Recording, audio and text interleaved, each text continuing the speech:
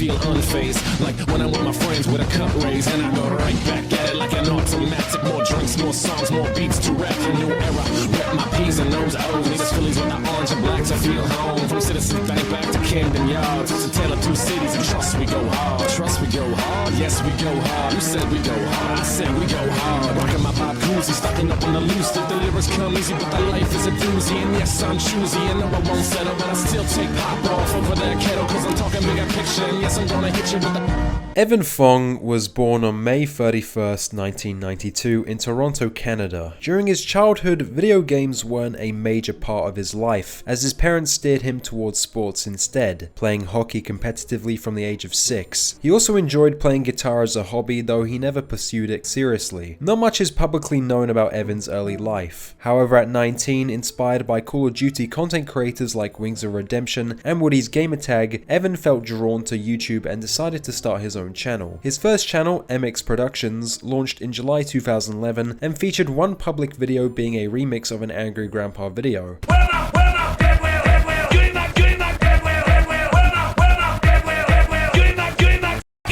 Later that year, in September, Evan, for whatever reason, transitioned to a new channel, Vanoss Gaming. The name Vanoss came from his dad's old PlayStation 3 gamertag, Vanoss62. After spending time gaming under the name Vanoss, Evan gradually embraced the name, becoming his online persona and identity. The first video Vanoss ever uploaded was a trolling video on Black Ops Zombies. Following this, Vanoss began gaining traction on his channel by remixing videos from popular Call of Duty YouTubers like Whiteboy 7th Street, which drew in a wave of views and new subscribers.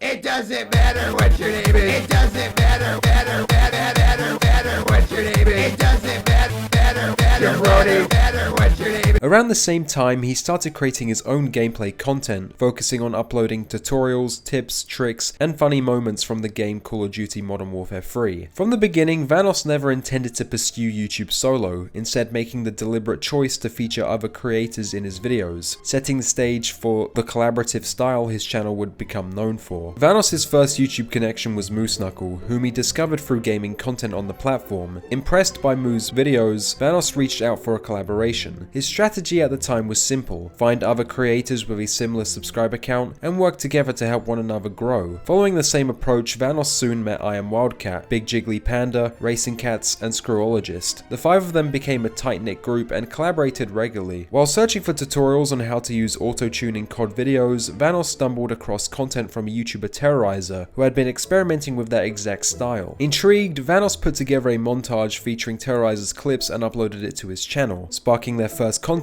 and eventually led to their collaboration. Then one day, Vanoss received a message from another YouTuber, H2O Delirious, who invited him to collaborate on videos as well. That collaboration led to Vanoss being introduced to Basically I Do Work, 407, and Mexecutioner. Over time, Vanoss's circle expanded, eventually including YouTubers Minilad, Louis Caliber, and Nogla. Back when they first got started, the Vanoss Crew were far from famous. Together, they had just a few thousand subscribers. In those early days of YouTube, they created videos under rough conditions, recording on crappy laptops, using barely functional equipment due to them being broke college students, and juggling day jobs and school with chaotic sleep schedules. Once a week, multiple weeks out of a month, there were like stretches where I would stay awake for like 30 to 40 hours. Like I would wake up one morning, go to work or go to school, be done with school, go to work, come home, record, edit, get up, go to school, go to work, come home, and then do like homework or something. Right. And then Evan, I know, was doing he was doing a lot of that too, because he was going to school when we were all like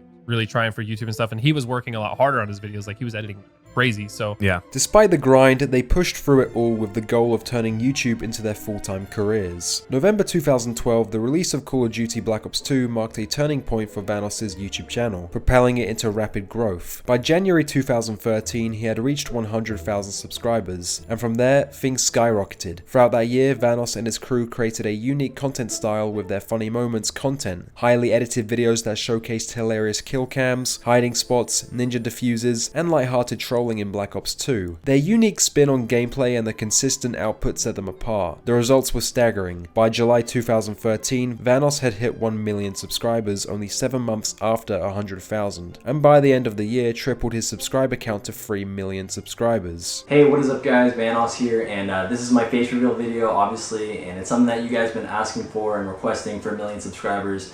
And I'm not the type to talk about numbers too often on my channel, but obviously 1 million subscribers is a big deal. As their channels began to gain serious momentum, each member of the crew made a bold choice to walk away from jobs and college to pursue YouTube full time. In 2013, I left college and I gave myself a year. My professor was like, okay, you can take your gap year now. You have 1 year to try and figure this out.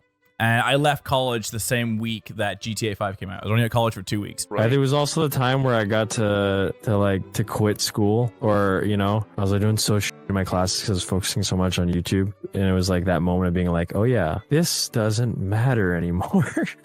To like look at everyone like walking around campus in the university and just being like, everyone here is worrying and caring about this exam that's about to happen. And I really don't give a anymore. It was a high stakes leap, but one that ultimately proved worthwhile as their success continued to soar. 2014 marked the golden era of the Vanoss Crew, a year of explosive growth and transformation. With Black Ops 2 losing momentum, they pivoted to other popular games like Grand Theft Auto 5 and Garry's Mod, tapping into a fresh wave of interest. The result? Massive viewership. Throughout that year, many of Vanoss's uploads consistently pulled in over 10 million views, a staggering feat for any gaming channel. So what made his content so irresistibly entertaining? Each video was tightly edited, packed with comedic timing, and paced just right to hold the viewer's attention from start to finish. Vanoss also opened most videos with a skit, an immediate hook that pulled viewers in. Even the thumbnails followed a simple, consistent formula, but that simplicity worked as it was instantly recognizable and effective at driving clicks. Each member of the Vanoss crew brought their own distinctive flavor to the group's chemistry. Wildcat served as the crew's comedic relief, always cracking jokes and throwing in references that kept things moving. I have got a big pancake right here for you, my friend, pancake! H2O Delaris had this unpredictable, chaotic vibe that somehow worked perfectly, made even more memorable by his famously bad microphone quality. Look at that speed! Look at that head waddle. Oh my god. Nogla stood out with his thick Irish accent and ludicrous comments saying things so ridiculous they became iconic moments. Fucking knife, I'm on the instant kill. This is how I like one-shotted 4 of them right in front of him in a row. Knife him on Insta-kill. Basically, I Do Work kept the pace sharp with his quick wit and non-stop comebacks, while Terrorizer leaned into hilariously accurate voice impressions. His takes on Schwarzenegger and Bane became classics. Listen to me! We got to get out of here, Steiner! Oh, that's crazy! Louis Caliber had a similar knack for performance, using his squeaky voice and trolling skills to stir up hilarious moments. Does anyone in here want to give me money? Oh my god. Oh my god. What the Like a little hell? kid, and I see him too. He's on the chopper. Minilad was loud, plain and simple. His style was big reactions and tone that made him stand out. And then there was Moose Knuckle, Big Jiggly Panda, and 407, the more low-key crew members who kept things balanced. Their laid-back style brought a kind of calm that made the chaos around them even funnier. In addition to the core members, the Vanoss crew occasionally played with other creators like Silent Droid, Mr. Sark, and many other gamers. While they weren't regulars in the group's content, they made memorable appearances in a handful of videos, adding extra flavor to the crew's dynamic when they did. By the end of 2014, Vanoss had hit a major milestone: 10 million subscribers, cementing his place as one of the biggest gaming creators on YouTube. But his momentum didn't stop there. In 2015, Vanoss, along with several other YouTubers such as CNanners and the Syndicate Project, collaborated on a Steam game called Dead Realm, a horror-themed multiplayer game where one player became a ghost hunting down the rest. While they weren't the developers themselves, they were credited as creative directors, meaning they had a hand not in just promoting the game but also in shaping its design and overall vibe to better resonate with their audiences. Essentially, for the last 6 or 7 months, I've been involved in helping create a PC game called Dead Realm, and it actually releases this Thursday on Steam, so I'm pretty damn excited about it, to say the least. The crew's consistent uploads featuring Dead Realm gave the game a huge boost in popularity. Despite its early success and the attention it generated, the game's servers were eventually shut down in 2020. Chief Figure 5, will you guys play Dead Realm again? No. Go on. I don't even. There's no updates for that game. Huh? No, they shut down production. They shut down servers on that. The servers are gone. They ended it. Vanoss's rise didn't slow down. In 2016, his channel soared past 19 million subscribers. As his influence grew, so did the scale of his projects. That same year, he made the leap into an animated TV show titled Paranormal Action Squad, a YouTube Red original. The series followed a Ghostbusters-esque team involving sea nanners, Mr. Sark, and Vanoss himself, fighting supernatural threats in an over-the-top comedic fashion. Created by TV writer Michael Rowe, previously credited on shows like Family Guy and Futurama. Despite the high-profile names and the novelty of seeing YouTubers star in an animated show, Paranormal Action Squad only lasted one season and gradually faded from the spotlight. For years, the Vanoss Crew managed to steer clear of drama, but on YouTube, controversy often feels inevitable, and in January 2017, H2O Delirious found himself in the middle of it. That January, an Australian gaming YouTuber known at the time as Faceless launched a new series centered around the game Conan Exiles, a survival multiplayer game set in a fictional prehistoric world. Faceless had been invited to join a private Conan Exiles server created specifically for content creators, alongside fellow YouTuber Max Mofo. The two began by messing around but soon got more invested in grinding the game. At some point, Faceless discovered that H2O Delirious was also on the same server and decided it would make great content to raid his base for loot. Oh my god, we're in. Come on. Oh my god. I think we're in. Come on, man, bust down. Don't f my pick. Loot. The video quickly racked up views and didn't go unnoticed by H2O Delirious, who wasn't too pleased with Faceless's actions. Not my base, you dumb shit. We left that area long before it got raided. Way to use my name though. In Faceless's following upload, he responded directly to Delirious's remark. Okay, so I had a look at the guy's stream that you've been playing with, J-Rock, and if there's no way that this was your base, then there's no way that this is you walking around on the roof of that base. Clearly the base that I was in. And then there's no way that this could be you role-playing having a dinner date on the roof of the base that I raided. Because it wasn't your base, and you've never been there, you've never seen this. What was guarding this exactly. thing? What? Come up here. Let me show you what I was going to show you. Yeah. Have a date with me. Even after being blocked by H2O Delirious on Twitter, Faceless seemed unfazed. He carried on playing Conan Exiles as if nothing had happened, continuing to grind alongside Max. The two made solid progress, building a strong base and collecting an impressive stash of loot. But by March, tensions between Faceless and Delirious escalated further. Faceless eventually uploaded a video titled Our Last Video, in which he revealed that their entire base had been wiped out. You know how we had 13 blacksmith tables down here? All smashed. Everything's gone. Everything. They've smashed everything. While playing in Conan Exiles, Faceless began to notice a suspicious trend. Every time he uploaded a new video, his base would be raided shortly after. It felt like someone was watching his content and using it to time their attacks. Curious and frustrated, he and Max decided to dig into the server logs to see who had been logging in around those raids. That's when they discovered who was truly behind it. Okay, so when did I upload the video? I uploaded the video it went up at about 9, so we'll say 10:30 AM on the 3rd. How do you not running Oh, what do we have here? BS, it's not. Showing players that connected between 1:30 PM to 2:30 PM. I uploaded the video at 9:30 AM. H2O Delirious joined 1:39 PM. Legit Left 3:08 PM. Duration 1 hour 28 minutes. The backlash from Faceless's fanbase was intense. Delirious's Conan Exiles video was hit with a flood of dislikes, eventually forcing him to disable likes and comments altogether. The situation gained enough traction that Keemstar covered it on Drama Alert, bringing in even more attention to the feud. The fallout sparked heated arguments between both sides. Some accused Delirious of being unnecessarily petty, while others defended his actions, arguing it was all just part of the game's mechanics. Delirious then stated on Twitter, "Holy shit, destroy a base on a game made for destroying bases and they cry about it? It was a dead server, no one else plays on it." Faceless later released a final video addressing the drama, where he shared his perspective on everything that had unfolded. In it, he also revealed that Delirious's actions had ultimately led to him being banned from the server. So he wasn't just raiding us, he was griefing us.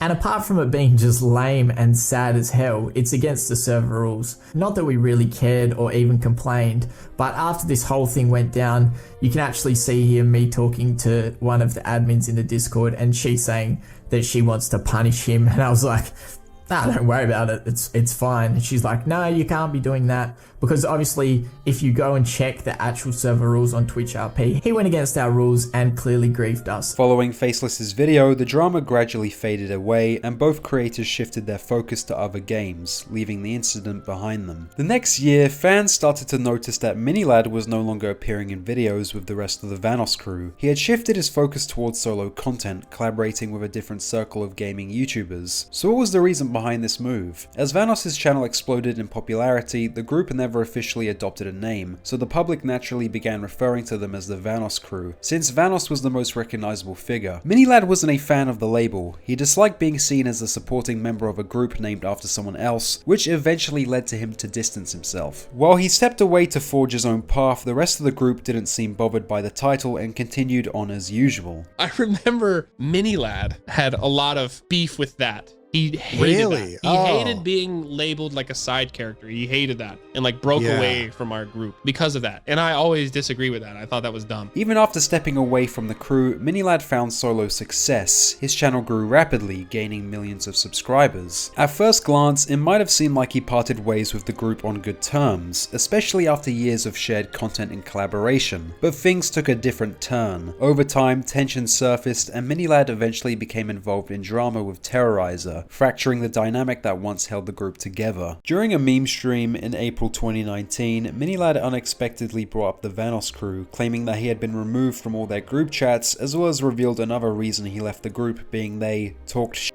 about other YouTubers. I also have no idea. They're still playing Gmod? Damn. After all this time, they're still playing Gmod? I mean, they kicked me out of all their chats, so I have no idea what the hell they're doing, so... They're still...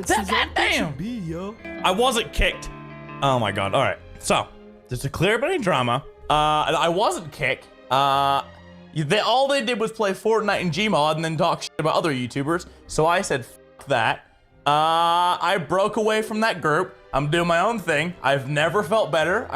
My community's stronger than ever. I'm pulling more views than ever, and I'm personally a lot more happy as a human. The moment caught viewers off guard, as it marked one of the first public signs of tension between him and the rest of the crew. During a YouTube livestream in June, fans brought up Minilad's claims, prompting Terrorizer to respond. He openly disagreed with them, pushing back against the narrative that had been shared. Why not invite Mini? I'll tell you why. He doesn't play with us. He left. And then he decided on stream to badmouth myself and my friends. Well, mainly just my friends. And I didn't appreciate that. So, I don't play with the guy lately. Because he's going on his meme streams talking shit about us. It's not cool. Once Brian shared this, Craig tweeted a response to the drama that he apparently hated the Vanoss crew, stating that he had a falling out just over a year ago due to Brian saying some nasty things, stating that Brian said to his face, "It's so sad you're too up in the head to take a joke anymore." Craig further stated that Brian was the one on his live streams, making out that he now hates everyone he used to play with. Brian first reacted to Craig's tweet by accusing him of slander, stating that he never made the comment Craig referenced. The post ended up prompting Brian to share his full side of the story about their falling out. Back in 2018, Brian and a few other Vanoss crew members met Craig at an E3 Monster Cat party in Los Angeles. After the event, the group headed back to Craig's house. During the Uber ride, Wildcat joked about Craig's Ferrari and Brian joined in, assuming it was just friendly banter. But once they arrived, Brian and his girlfriend left shortly after, picking up on an uncomfortable vibe and felt like they weren't really welcome. The next day, Craig organized a dinner for the group, but deliberately left Brian and his girlfriend out. Basically, I Do Work later messaged Brian explaining it was because of the Ferrari joke from the night before, as Craig spoke about this during the dinner. That same evening, the group attended another party where Brian ran into Craig again. Craig acted as if nothing had happened, but Brian took him aside to talk. He was hurt by being excluded, especially since the crew rarely gets to meet up in person due to living in different parts of the world. Craig told Brian he was going through a lot emotionally, including the loss of his dog. Brian responded by saying that while he sympathized, it didn't excuse how he had been treated, particularly since Brian was grieving the death of his own father around that time. He ended the conversation by asking Craig not to speak to him that night. The two never reconciled, and Craig's decision to make the situation public only deepened the divide, especially since Brian had tried to avoid any any drama. One thing I didn't mention previously was in 2017, Vanoss launched a second channel under the alias RYNX, marking his shift into music production. As mentioned earlier, Vanoss had dabbled in music before, but it wasn't until 2017 that he started pursuing it seriously. The project gained traction quickly, leading to a successful music career that included live tours. During Vanoss's 2019 music tour, several members of the crew were invited backstage, including Craig. In a video on Craig's channel, he mentioned how he apparently reconnected with Brian at the event and shared that the two shook hands and were actively trying to squash their beef. We meet up with Brian, we're figuring things out. You know, we talked backstage at Evan's show and we shook hands and we're gonna work on it. So like, you know, I miss the dude. Yet Brian responded to Craig's statement in a live stream, claiming what Craig said was entirely not true.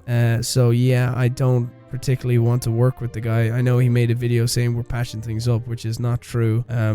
I feel like he says things in order to kind of get flack off of his back. It was disappointing for fans to see Minilad and Terrorizer's relationship fall into conflict, especially with Craig appearing to be the main instigator. But that drama would pale in comparison to what followed. The next year, Craig became entangled in a much more serious controversy, one so severe it ultimately brought his career to an end. On June 23rd, 2020, a woman named Ash published a tweet longer detailing her past experiences with Minilad when she was a minor. According to her, she first became a fan in 2016 at age 16, even creating a dedicated fan page and joining a group chat with other girls who admired Craig and his friends. The group frequently tweeted at him and eventually caught his attention. He joined the chat and began interacting with them regularly. Ash stated that she grew especially close to Craig over time. She described how the conversations became increasingly personal, including one moment where Craig asked if she was a virgin and proposed taking it himself. They planned to meet in California during a family trip, but those plans were ultimately cancelled, something she later saw as a relief. Over the following months, she said they exchanged explicit photos, which she backed up with screenshots of their intimate conversations. Eventually, Craig cut off communication, leaving Ash with the feeling that she had been used. Before sharing her story publicly, she claimed that Craig's Discord moderators tried to discourage her, suggesting that the situation was in the past and that he had grown from it. Despite that, she went ahead and told her side anyway. On the same day Ash shared her account, another woman named Hallie came forward with her own story involving Minilad. Hallie had initially joined Craig's Twitch community as a moderator in 2014. By 2017, their conversations had grown more frequent and personal, particularly after Craig went through a breakup and was struggling mentally. Hallie supported him during this time and their connection deepened. However, the nature of their interactions shifted. Hallie recalled an incident in which she jokingly commented on the size of Craig's penis,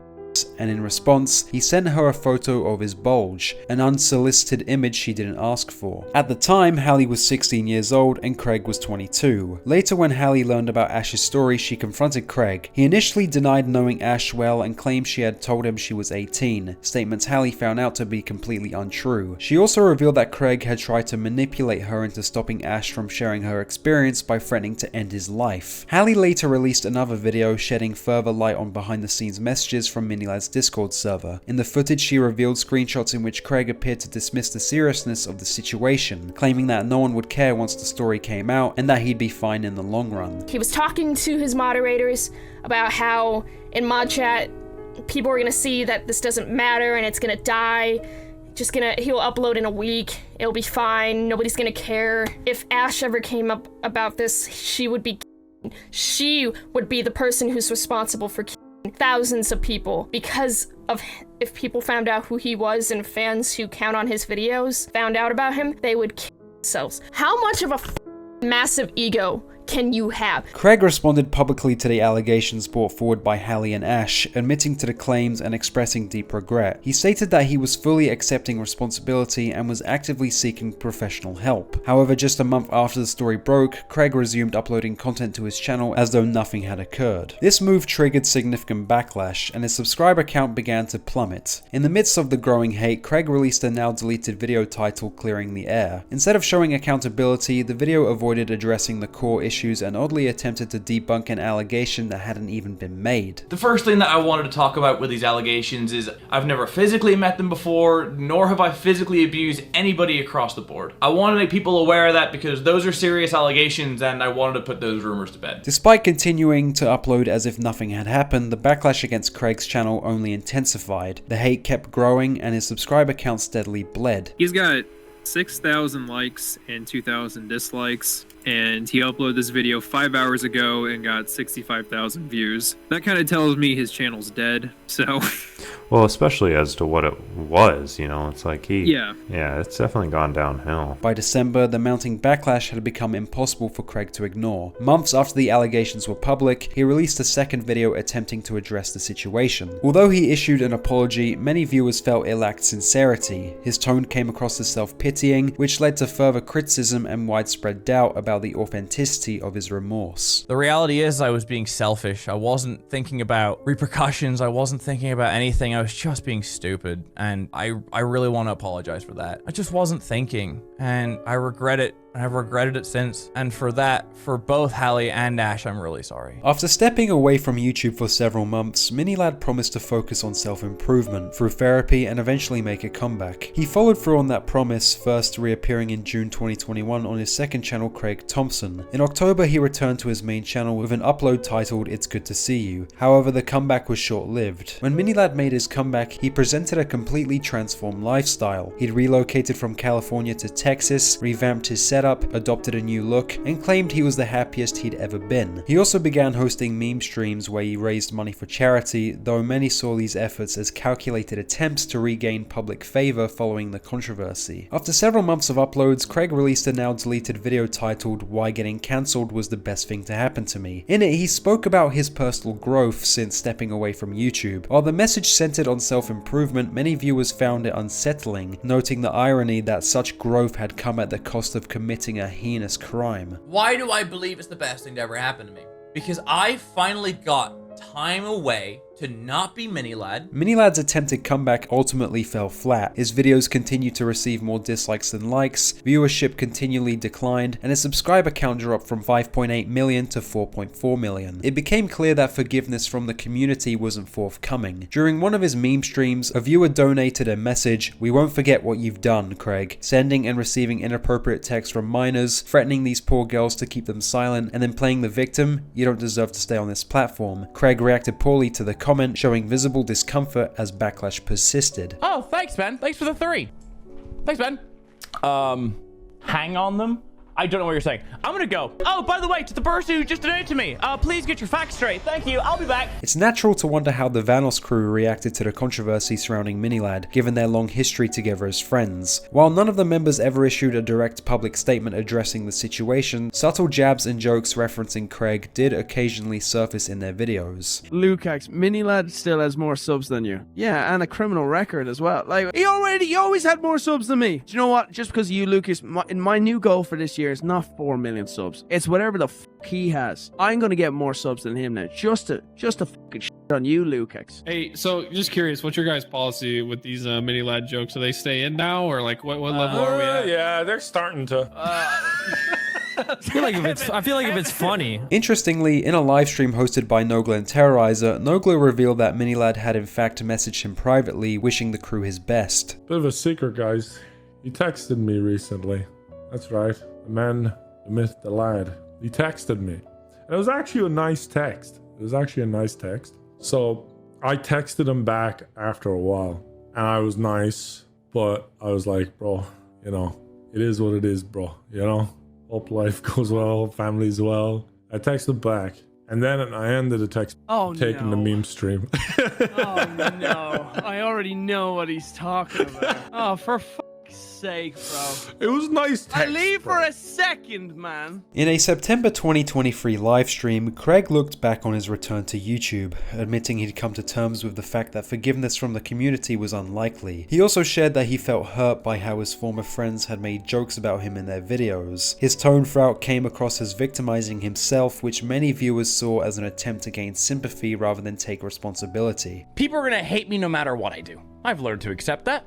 I could say, hey guys, how's it going? And there'll be people out there who will find a way to shit on it. Even though the people who I used to call my friends, I think there's videos being like, Vanoss Crew making fun of Minilad for an hour straight and things like that. But I know that like the guys have used me for content. They've made me ugly in thumbnails. I've been in titles. Oh, we can't talk about him anymore. Well, at least I didn't. Like, I've seen it all. Right? hurts. The next month, Craig held what would become his final live stream, during which he shared that he intended to scale back on live streaming. He cited new business ventures and opportunities in his life as the reason for stepping away. I'm at a point where I have my side businesses and shit like that are doing great. If anything, one of them continues to grow from strength to strength, which is awesome. But it's also getting to the point where I know that I'm limiting myself on the growth of that, because I have to make sure streams are good and I have to prepare for streams and yada yada. Basically what it means is, for the time being, I am going to slow down on the amount of streams I do. I told you guys a month ago or whatever, or a few weeks ago, whatever it was, that like I had to emotionally retire from YouTube, and we know that this is not a career for me anymore. Since then, Craig has not returned to the Minilad channel and appears to have stepped away for good. It's a sad end to a once promising legacy, overshadowed by the serious actions that led to his downfall. Now, any mention of him tends to surface only through subtle jabs in Vanoss Crew videos. Sadly, this wasn't the final instance of allegations stirring within the group's orbit. Louis Caliber, widely recognized within the Vanoss Crew for his iconic squeaker voice impression, was a prominent figure in the group's early content, amassing over 4 million subscribers on his own channel. He actively uploaded videos until June 2016, with his final appearance being a Pokemon Go livestream in July of that year. After that, he vanished from the platform without explanation, leaving fans confused about his sudden departure. 3 years later, in July 2019, Louis made a quiet return via phone live streams. It wasn't until March 2020 that he addressed the absence during a stream, explaining there was no dramatic reason behind his hiatus. He had simply stepped away to focus on other aspects of his life. I didn't stop because like there was any like crazy reason. I just stopped because it's like, hey, there might be an adpocalypse one day. And it's like, you know what though? What if I work on some stuff outside like YouTube, just in case? What do I do with my gajillions of dollars? So there's a thing like on Wall Street, there's companies, there's investments, and a lot of things you can do with your money. Bitcoin, blah, blah, blah. And it's just like, let me focus on this. So it's like, I just worked on that, and that was it. A few months after Louis resurfaced online, new allegations emerged involving him directly. A woman named Cyan came forward in June, sharing her account of their past relationship. According to her, the initial connection began when Silent Droid followed her on Instagram and invited her to play Xbox. Through those gaming sessions, she eventually met Louis, who expressed romantic interest after a few weeks. They began dating when Cyan was 18 and Louis was reportedly in his early 30s. As the relationship progressed, Cyan claimed it turned incredibly toxic, alleging that Louis was verbally abusive and controlling. She also stated that he had a child he kept secret and didn't take proper responsibility for. When Cyan later tried to end the relationship after meeting someone else, she said Louis threatened to ruin her reputation by accusing her of cheating, despite the fact that, according to Cyan, they had never clearly defined their relationship as exclusive. At the time, Cyan's allegations against Louis didn't gain much traction, largely because she didn't present concrete evidence to support her claims. The only confirmed detail from Cyan's account was that Louis was fully aware of who she was, as the two had interacted directly on Twitter. Louis chose not to respond, and the situation quietly faded from attention. That changed in May 2021 when Cyan compiled a Google Doc that included further testimonies from other women, reigniting interest in the story. In her follow-up document, Cyan alleged that in 2015, Louis engaged in inappropriate conversations with an anonymous 16-year-old while he was 31. She supported a claim with alleged screenshots of Snapchat messages and a blurred image of the girl's ID, displaying only the birth date. Cyan also referenced another anonymous woman who described a similar toxic dynamic with Louis, backed by what were claimed to be hostile messages he sent her. Multiple additional women were mentioned, each recounting comparable experiences of being in unhealthy and emotionally damaging relationships with Louis. However, despite the severity of the claims, the screenshots and materials Cyan included in her Google Doc lacked sufficient verification to conclusively support the allegations. Louis eventually issued a response claiming that the breakup was triggered by Cyan allegedly being caught talking to and meeting up with other guys. He went on to deny the allegations and assert that both Cyan and another individual, Honey Sarah, were responsible for sharing false allegations and narratives. While Cyan didn't provide definitive evidence to substantiate her claims, Louis also never addressed the allegations with a thorough, detailed explanation. He merely dismissed them as false in brief statements on Twitter. In January 2023, Louis made a quiet return to to his YouTube channel not through traditional uploads but by live streaming gameplay, primarily solo sessions. He's maintained this streaming format consistently over the past couple of years. At one point during a live stream, a viewer left a comment accusing him of being an abuser in light of the previous allegations, something Louis responded to. How about you actually talk about it, or you're innocent, or run away again? I never ran away, you piece of shit. I left before all this, unless I was a sidekick and you thought, but how about this? Look at this. You can deem me whatever the you want me to be, okay? My life won't change for what the you think I am. But I'll tell you this, my personal life is none of your business. Tell me about your exes. Tell me about your relationship. Tell me about the problems you have. You don't need to tell me shit, right? Same thing, you weren't in my relationship. So don't come in my chat acting like you're some authoritarian figure that I need to report to, you stupid shit. On April 1st, Louis returned to his channel with his first video in nearly 9 years, a reflective video discussing how much the world had changed during his long hiatus. Despite the time away and lingering questions surrounding past allegations, Louis continues to collaborate with the Vanoss Crew, but that wasn't the final chapter in the group's controversies. Another wave of allegations surfaced, this time involving H2O Delirious. What made it especially notable was that the accusations came from a gaming YouTuber named Omrecker, who in fact was a former member of the Vanoss Crew, marking a new and unexpected turn in the ongoing drama. Omrecker launched his YouTube channel in July 2006, consistently uploading gaming content over the following years. In 2012, he committed to YouTube full-time. Throughout his career, he collaborated with numerous prominent gaming YouTubers, including Jacksepticeye and Markiplier. His channel saw a significant surge in popularity after PewDiePie gave him a shout-out, which helped elevate his visibility and grow his subscriber base. First shout out Omrecker. Really cool guy. I actually spoke to him a little bit. Super nice. Omrecker began regularly appearing in Vanoss Crew videos around 2015, collaborating with various members over the span of several years. At first, he seemed to share a solid friendship with the group and actively featured in multiple videos. However, much like the disappearance of Minilad, fans eventually noticed Ohm's absence from newer content. It wasn't until someone brought up the topic during a Terrorizer livestream where he explained what happened. He went off on Twitter. He's throwing my name around saying, here's the thing Ohm did that was just like to the point where I was like, right, okay, man. He started saying with the whole Craig thing, he started saying like he didn't at me because he's blocked me on Twitter. He was insinuating that I must have had no knowledge of the things that are happening with Craig, that surely Brian knew about it. Like, what the fuck? What a slanderous thing to say on the internet. So no, I wouldn't be expecting me and him to be playing. He fell out with like everyone in the group. The tweet Brian was referring to was Ohm tweeting, "These guys will come at me like this on my birthday. Even Terrorizer sitting there talking shit about the Pope for not addressing abuses in the church, but they won't say a word about Louis or Minnie's accusations. Nope, still have them adminned on the Discord and everything." As shown, Brian clearly misread the tweet, as at no point did Ohm suggest that Brian had prior knowledge of Minilad's actions before they became public. Interestingly, Brian stated that Ohm had fallen out with everyone in the group, though to this day, the exact details of what unfolded behind the scenes remain unclear. Omrecker's relationship with the Vanoss Crew continued to deteriorate over time. In May 2021, Keemstar interviewed Ohm in a Drama Alert video where Ohm made serious allegations that members of the Vanoss Crew had allegedly shared explicit images from fans within a private group chat. So are you saying that, like,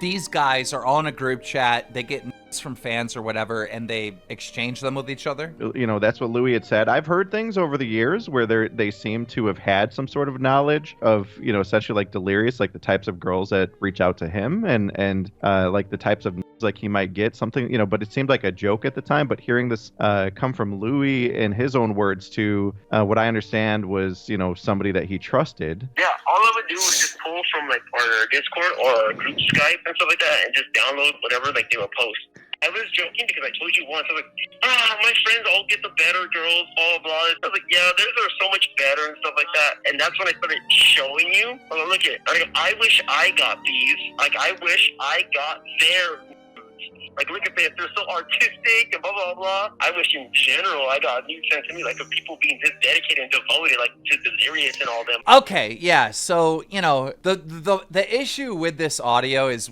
we don't really know the context. Like, all this stuff has been kind of cut up. The second major allegation brought forward claimed that in 2013, H2O Delirious was allegedly set up in an explicit call with a minor by basically I Do Work. Supporting this claim, Omrecker pointed to resurfaced tweets from Wildcat, who had publicly discussed the incident at the time. Ultimately, basically I Do Work and a guy named Executioner collaborated with a girl named Briellen, and she's 17 years old. They wanted her to record what went down with Delirious, how things went. But there was this big blow up in 2013 where Delirious was upset he got recorded, and you've got Wildcat saying, yeah, he's off with a minor. Several times they mentioned that she's a minor. After the Dramala episode was released, members of the Vanoss Crew publicly denied the accusation that they had shared explicit images in a group chat. Louis clarified that the comments attributed to him in the recordings were inaccurate. However, one claim was confirmed. Delirious openly admitted on Twitter that the incident involving basically I Do Work setting him up in a call was indeed true. 9 years ago, two people thought it would be funny to do something really messed up as a form of hazing me. It's no secret I was easily excited and very crude when I was in my early 20s. Someone I had played with a few times prior on Xbox messaged me saying they were only wearing a towel. This caught my attention and interest. She invited me to a voice call, and this led to the equivalent of phone sex. At the time, I did not know her or anything about her. I was just excited a woman was coming onto me out of nowhere. This was before any of us were big on YouTube. I was dumb. A week or so later, I started hearing from the group about an audio recording of me with her. I was shocked, felt violated, betrayed, and to this day I can't bring myself to fully forgive them for this. It came to light that the two got the lady to message me coming onto me and saying those things just to record it. She was on a call with them the whole time, and they recorded it and shared it. I'm so embarrassed and ashamed still. I to this day don't know if this part is true, but while I was being taunted for it, they also said the woman wasn't a woman at all yet and was only 17. In response to Delirious' Twitlonger, basically I Do Work acknowledged that he was indeed involved in the incident. Following that, Delirious shared Discord messages revealing Ohm expressing his frustration in private, accusing Marcel and the rest of the group of being too toxic to play with. Tensions that may have played a role in Ohm's decision to distance himself from the crew. Ohmrecker next went on to allege that H2O Delirious had engaged in inappropriate messaging with minors in the past. 2 months after the Dramala, Ohmrecker released 2 interviews featuring 2 alleged victims. Prior to their release, Ohm explained that the 2-month delay stemmed from receiving a cease and desist letter from Delirious, which complicated his ability to share content publicly at the time. About a month ago to the day, I received a cease and desist from Jonathan, aka H2O Delirious, and it was from an attorney. The first interview Ohmrecker released featured an anonymous individual referred to as Sai. She alleged that back in 2013, while she was a minor, she frequently played games with members of the group and engaged in phone sex with Delirious. According to Sai, she had previously tried to confront Delirious about the situation via email after Ohm's appearance on Dramala. Were you of age? Were you over 18 years old? No. And what was your relationship with Delirious at that time? You know, we would do things over Skype. Do things like play video games, or like what sort of... Like phone sex.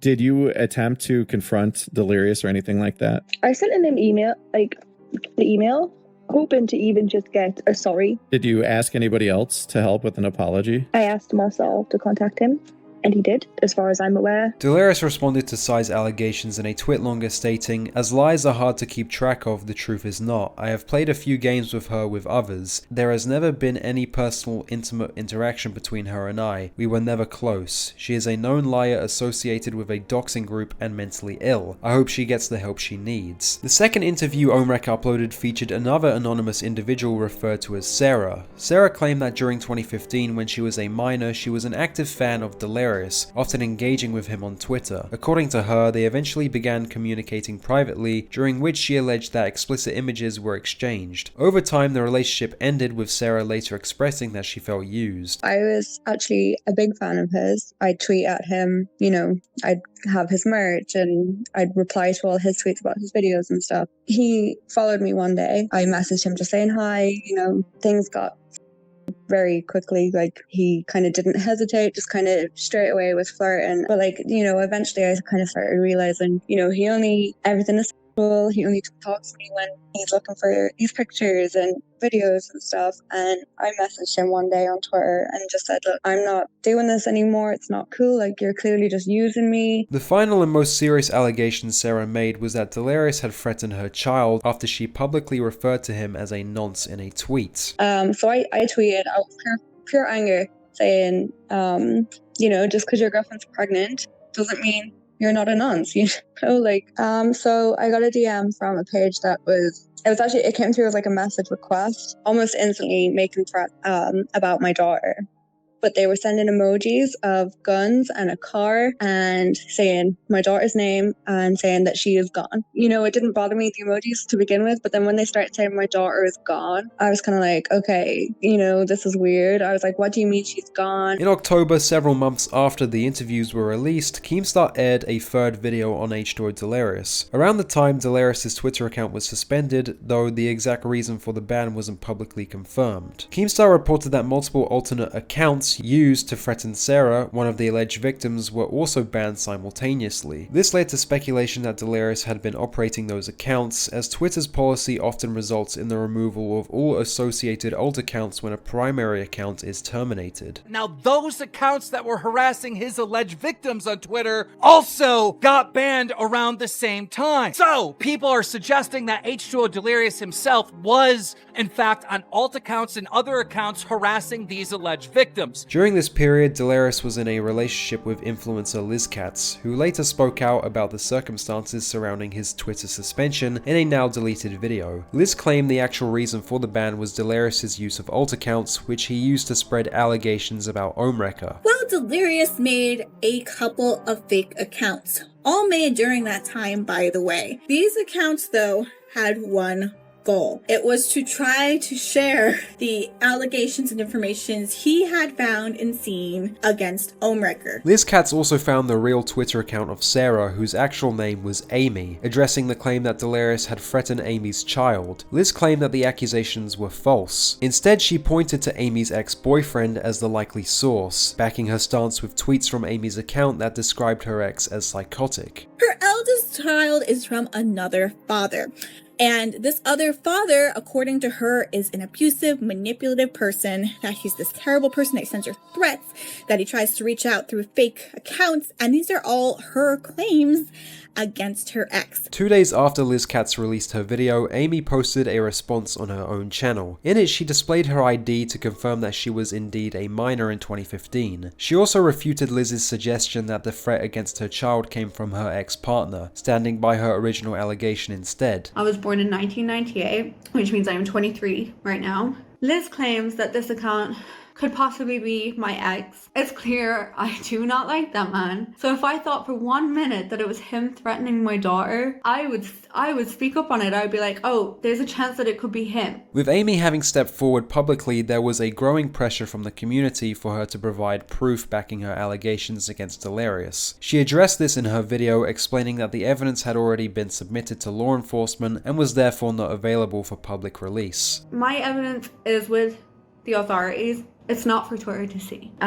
Twitter are not the police. These are serious allegations. As mentioned earlier, Delirious had sent Ohmwrecker a cease and desist prior to the release of the interviews, but things escalated quickly after that. Delirious proceeded to file a lawsuit against Ohm, who in turn launched a countersuit. What followed was an extended legal standoff that spanned almost 3 years, marking a turbulent chapter in both creators' histories. Throughout this period, one smaller YouTuber named TJV stood out for his consistent coverage. He closely tracked the unfolding drama and regularly shared updates on the legal documents, offering detailed breakdowns of the feud between Ohm and Delirious. In the legal battle that followed, H2O Delirious filed a lawsuit against Ohmwrecker citing multiple claims: defamation, emotional distress, tortious interference, false light, and injunctive relief. Delirious' lawsuit focused on the allegations Ohm publicly made against him. Ohmwrecker launched his own lawsuit against Delirious, accusing him of defamation, emotional distress, and interference with economic advantage, essentially suing Delirious for using alt Twitter accounts to spread allegations about him. Rewinding to September 2021, several commentary YouTubers received emails from an account that went by the name Susan Storm. The email contained unsubstantiated claims against Ohmwrecker, attempting to persuade YouTubers to make videos on the subject despite the lack of credible evidence. But I've been talking about Ohmwrecker for a little while, and I got sent an email with a bunch of information about Ohm is bad, yada yada yada, with no actual proof to all the claims that is said said in the email. This email is from somebody by the name of SusanStorm445@yahoo.com, and I'm fine sharing it because not only did I get it and this person got it, several other people got it as well. The reason this detail matters is because in February 2023, court documents reveal that Delirious had admitted to creating the Susan Storm account. In October 2023, Delirious dropped his lawsuit against Ohmwrecker, mentioning economic strategic reasons as one factor. Delirious also expressed concern that the line of questioning pursued by Ohm's legal team had invaded his privacy. Significant developments surfaced from the lawsuit in December 2023, one of them being the court documents revealed that one of the alleged victims, Amy, had apparently reported Delirious to law enforcement. And one of the key things in all of this is an affidavit from one of the alleged victims. If you don't know what an affidavit is, it's pretty much a written statement that's under oath that can be used as evidence from either side. In the affidavit, we end up seeing the censored ID, which some people might say, oh, the censored ID, it must be fake. This is to protect the alleged victim. She also talks about how old she was,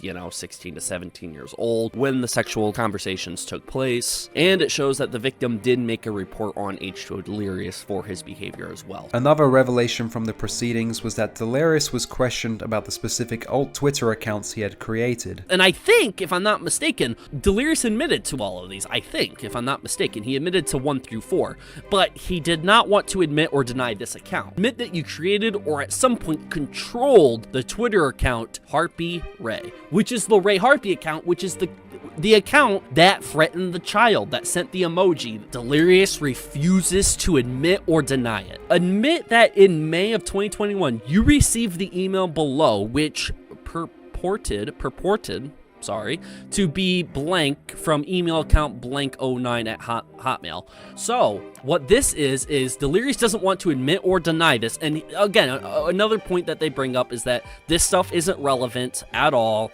We're not going to answer this because this isn't relevant. April 2024, the civil case between Delirious and Ohmwrecker finally concluded, with both YouTubers posting this statement on their social media. I am writing to inform my fans and the gaming community that Ohmwrecker and I have settled the litigation between us. The terms of the settlement are confidential, and we have agreed that neither of us will comment or post about the dispute. We ask our fans to respect our privacy and help us move forward. This left many wondering who overall was truly guilty. Was Ohmwrecker fabricating claims to tarnish Delirious' reputation, or was Delirious the very person Ohm sought out to expose? In the end, no definitive verdict emerged as the case was settled, offering no resolution to the questions that lingered. After nearly 3 years of legal conflict, the lawsuit concluded, and with it, the remnants of a former friendship. As of 2025, both Delirious and Ohm have shifted their focus back to producing content and continuing with their channels. With the drama now behind them, let's shift the attention back to the Vanoss Crew and their individual journeys as of 2025. Vanoss himself has leaned further into music production, pursuing new creative avenues beyond traditional YouTube content. Nogla got married, welcomed a daughter, and launched a second channel alongside Terrorizer. Moose Knuckle had also embraced family life, stepping away from full-time YouTube to focus on another job. Meanwhile, Wildcat and Basically I Do Work teamed up with Vanoss and Terrorizer to bring an animated series, Alpha Betas, to life. Louis continues to stream actively on YouTube, maintaining his connection with fans through gameplay and commentary. Though Vanoss' channel hasn't seen significant subscriber growth, moving from 25 million in 2020 to 26 million subscribers in 2025, his creative shift toward music has showcased a broader evolution. Collectively, the crew remains active and innovative, adapting to changing times while continuing to produce content. Their legacy goes far beyond metrics. The Vanoss Crew left a lasting mark on YouTube history and shaped the childhoods of millions. Even if their peak was a decade ago, they remain beloved fixtures on the platform, iconic, enduring, and undeniably part of YouTube royalty.